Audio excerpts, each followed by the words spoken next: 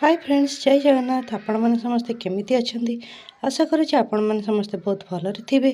तो नुआ वर्ष रे आपण मानक मो तरफ हैप्पी न्यू ईयर।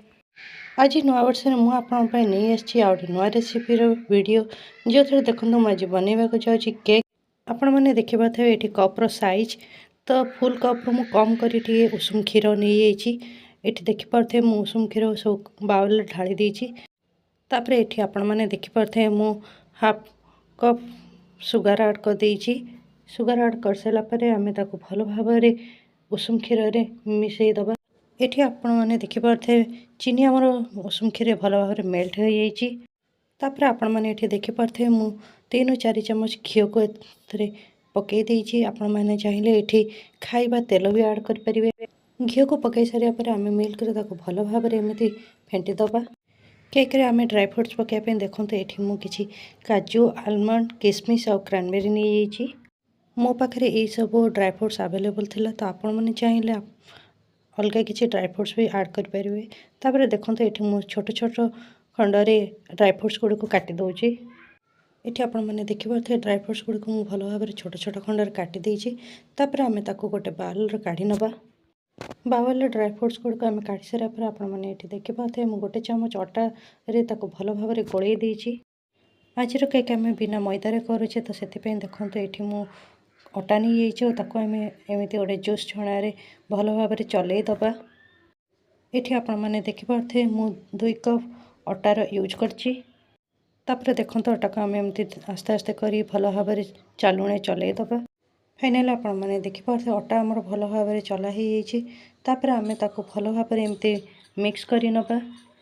आपण माने एठी देखि पारथे क्षीर रे हमर अटा केमती भलो भाबरे मिक्स होई जाइछि।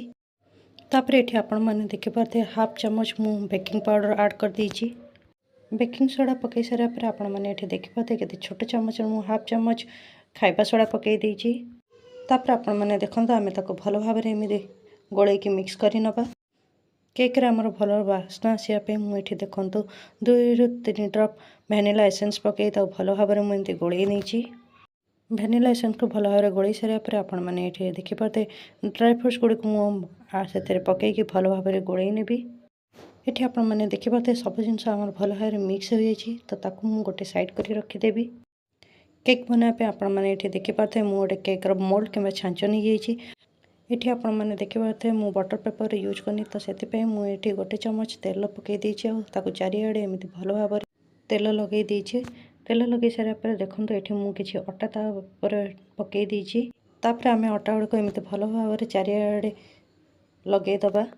एठी देखि पारथे अटा हमर भलो भाबरे चारिआडे लागि जाइछि।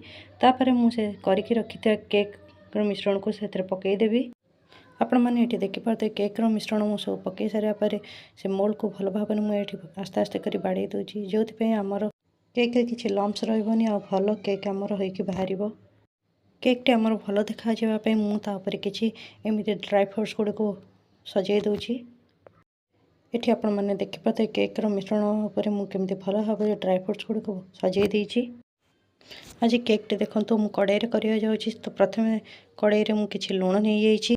तापरे देखंतु हाथ रे मु लूण गुडी को चारिआडे भलो भाबरे समान करी खेळै नेछि। लूण गुडी पकई सारिया परे एठी आपण माने देखि पारथे मु घोडणी देई तो प्री हीट करिया पे 15 मिनिट छाडी देछि। तापरे देखंतु एठी हम 15 मिनिट हो जाइछि। तापरे आपण माने एठी देखि पारथे मु गोटे केक रो स्टैंड रखि देछि। केक रो स्टैंड रखि सारिया परे आपण माने एठी देखि पारथे मु केक रो मिश्रण को रखि देछि आ ताको आमे घोडै कि 45 मिनिट पर्यंत मीडियम फ्लेम रे कुक करी नबा।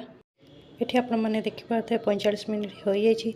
तापरे देखंतु मु गोटे टूथपिक नै कि ताको एमती चेक कर देबी कि हमर केक भलो भाबरे सिझिछि कि न सिझिछि। आपण माने एठी देखि पारथे त केक हमर भलो भाबरे सिझि जाइछि। तापरे देखंतु आमे गोटे चमड़ा साहाय्य केक को हमर काढी कि भलो भाबरे ठंडा करी नबा। तापरे एठी आपण माने देखि पारथे केक टे हमर भलो भाबरे ठंडा होई जाइछि। तापरे आमे एमती छुरी साहाय्य ता कड़ गुडी को एमती छड़ेई नबा। तापरे एठी आपण माने देखि पारथे गोटे प्लेट को नै कि मु केक को भलो भाबरे काढी नेछि।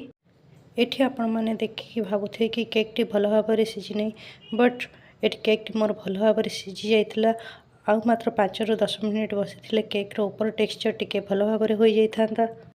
आज प्रथम थर करी मो इंडक्शन केक कली, तो केक्र टाइमिंग मो टिके एपट सेपट होगला तो से देखु मोर केक भल भाव में सीझी जाइए बट टेक्सचर टी खराब हो जाइए। आपण मानक मु देखो गोटे छोट खंडे काटिकी देखा आपण मानक देखो ये केक मु भांगिकी देखी तो केकटा मोर भल भाव में सीझी जाइए बट ऊपर कलर टिके एपट सेपट हो जाइए।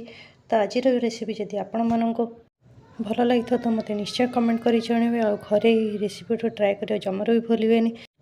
नेक्स्ट टाइम ट्राए करी कि आपण मानक आउ गोटे केक्र भल रेसिपी आने आपण मनकर दिनटी आज केमती कटला मत निश्चय कमेंट कर जनइबे। आज तो केकटी जो तो भलरे है तो मोर मन आज बहुत खराब हो जाइए। तो पुणी आम देखा मोर आउ गोटे भिडियो रोचे आज ये बाय।